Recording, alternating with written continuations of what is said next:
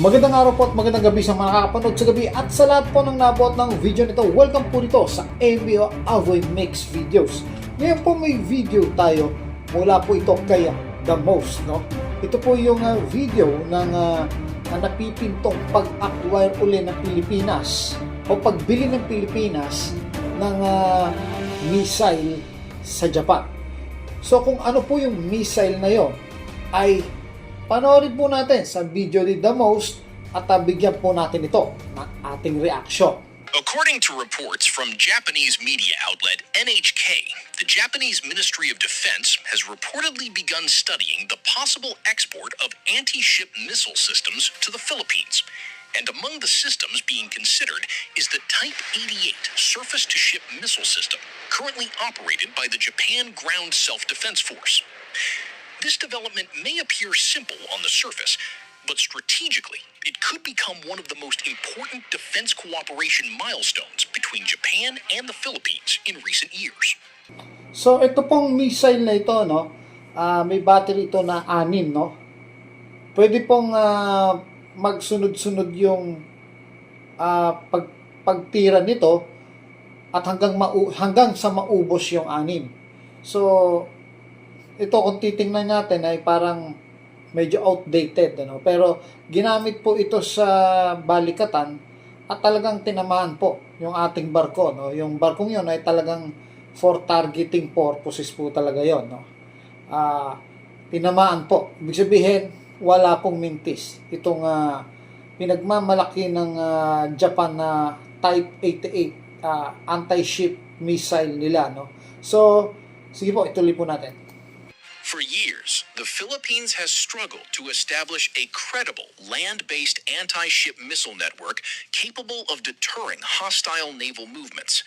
While the acquisition of the BrahMos supersonic missile system from India marked a huge leap forward for Philippine coastal defense, the Department of National Defense still faces funding challenges in acquiring all 18 planned missile batteries.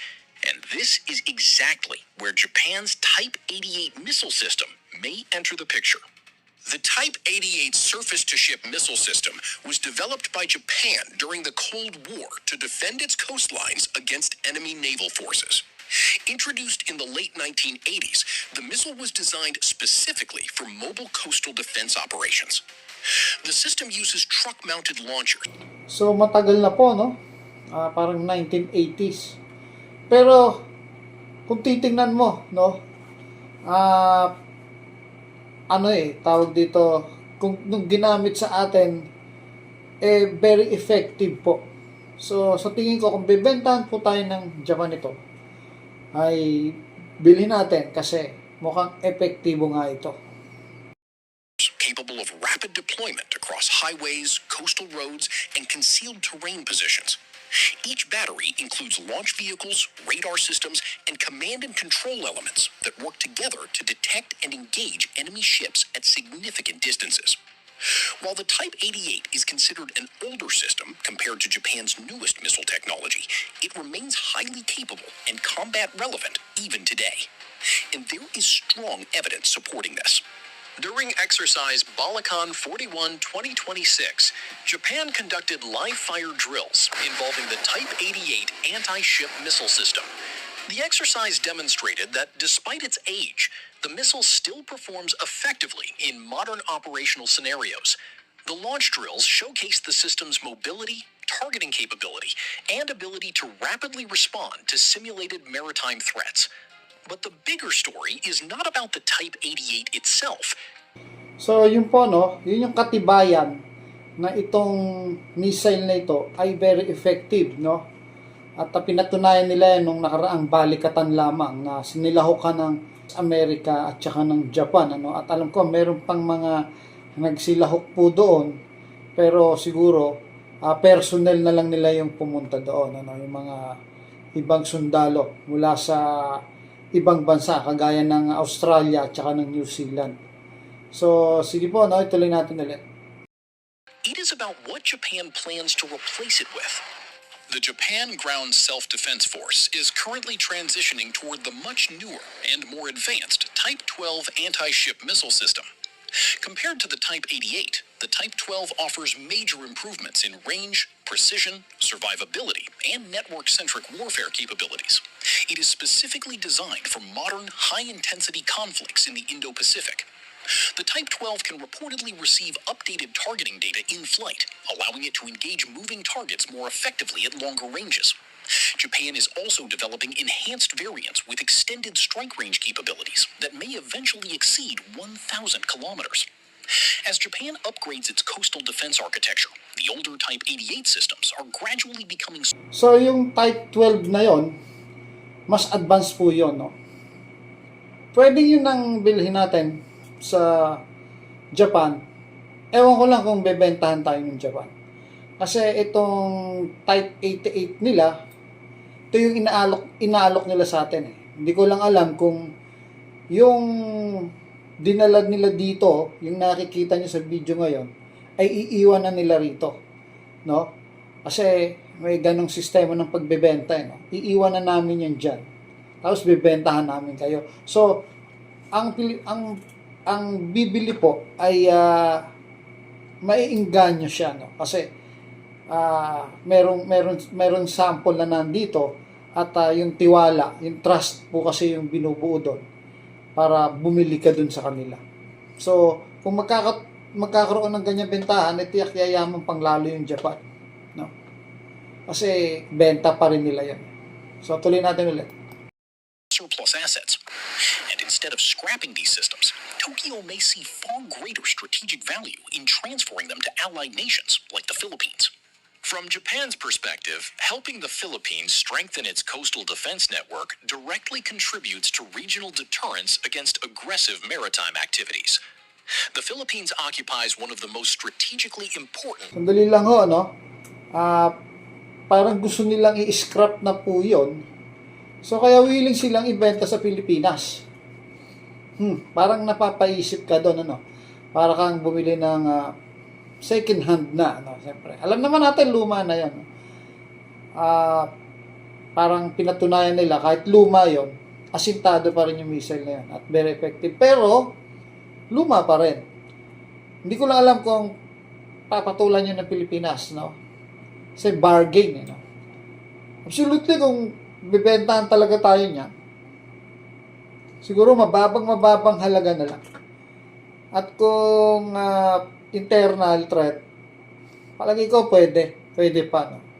Kaysa naman mabasura, no? Kung bibili nga lang tayo ng marami, siyempre ang gusto ng Pilipinas, yung magtatagal eh. Kasi kung wala naman talagang gera at bibili natin, magpapakawala tayo ng pera na maraming ganon, let's say kunyari isang dosenang ganon, na may taga-anim na launcher, kagaya nung nakita natin, tapos tumagal, wala naman tayong naging gera, wala namang naging kalaban, eh hindi na pala magagamit. So parang nagtapon tayo ng pera.